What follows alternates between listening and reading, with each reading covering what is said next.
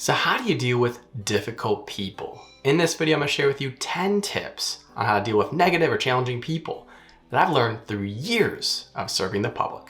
Hey guys, I'm Dr. Ryan Corte, and this is Ryan Reflects. On this channel, I share with you actionable personal development content, as well as my thoughts on trending topics and common life experiences. If you're new here, hit that subscribe button. Also, throughout any point in the video, make sure you check out the notes and links in the description below. Difficult people come in many forms, and we see them everywhere, from your whiny and pessimistic people, super defensive, or bullies, or know-it-alls, or those needy individuals.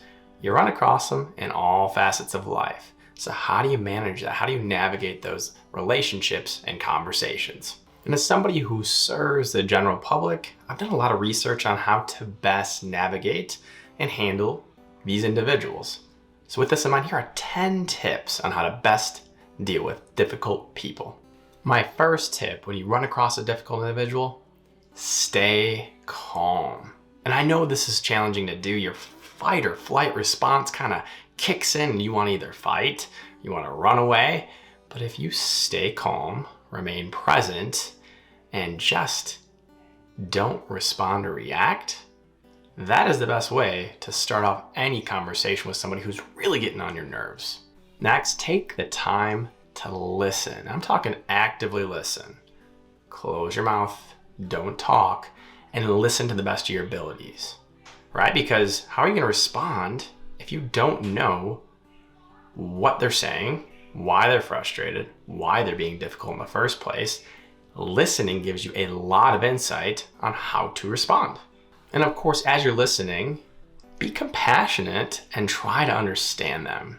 You know, I always tell my team, hey, you never know what somebody's going through. So if they come in and they are just fired up, or they're being challenging and they're being combative, well, if you're not compassionate, you're not taking the time to actively hear them out and understand where they're coming from, well, you're not really doing the best on your end. And you never know what people are present with. You never know what they encounter that day, that week, that month.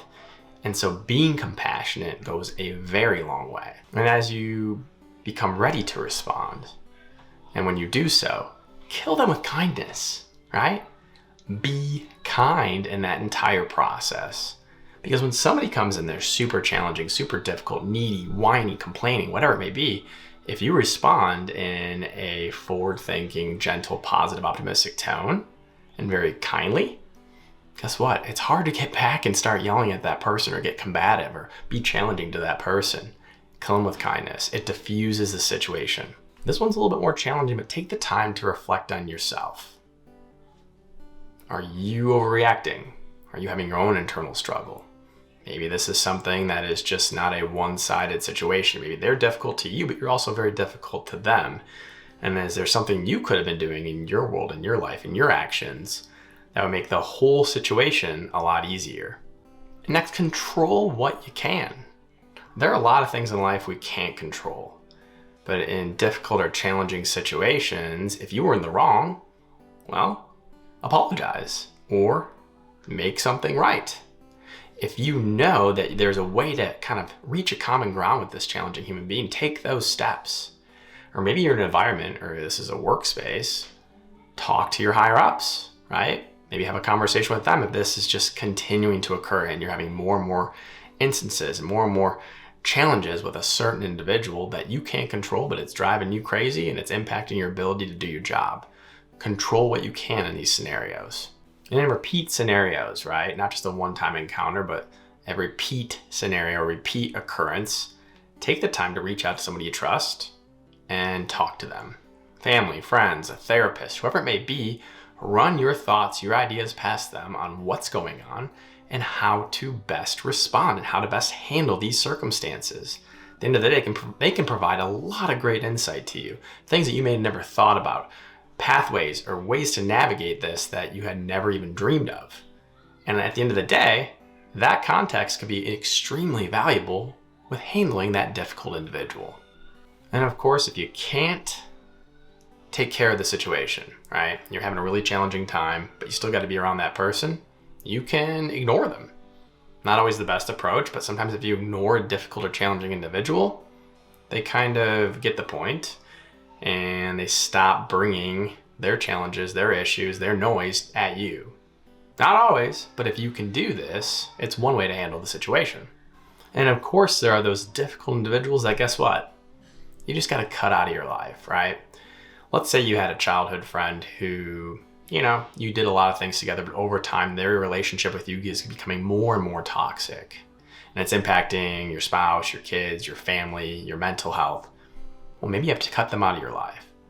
And while it's not easy to cut people out of our lives, there are a lot of circumstances where it's pretty simple. You just no longer, spend time with them, or you just avoid circumstances and situations where you have to spend time with them. And if push comes to shove and you have to have those people in your life, maybe it's a family member, extended family, find a way to set boundaries.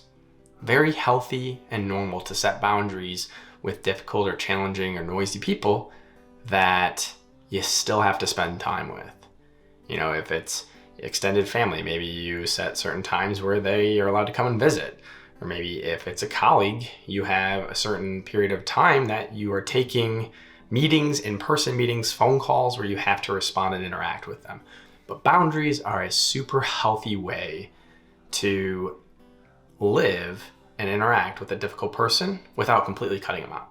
My question of the day, what strategies do you use to best deal with difficult people? Let me know in the comments below, and stay tuned for my next video where we can reflect and grow stronger together.